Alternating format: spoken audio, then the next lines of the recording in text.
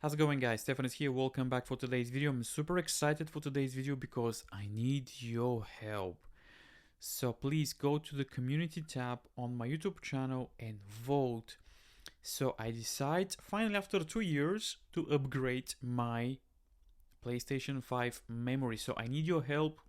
So basically there's 4 options. Let me know in the comments down below, well, in the community tab. But you can leave a comment as well if you like. So there's 4 options for SSDs. Which SSD you think I'm gonna go to buy? Obviously after the vote. So the most voted SSD, probably I'm going to, no problem, definitely I'm gonna buy it.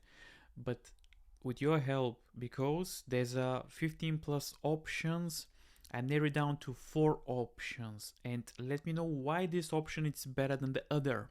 So what we have here, we have the MP600 Pro LPX, we have the Western Digital Black SN770, we have the Crucial P5 Plus, and last but not least we have the Samsung 980 Pro. This is the latest version of the SSDs for PlayStation 5 and PC as well. And let me know in the community tab if there's another option. Yeah, leave it in the comments down below. And what is the more important when you choose SSD?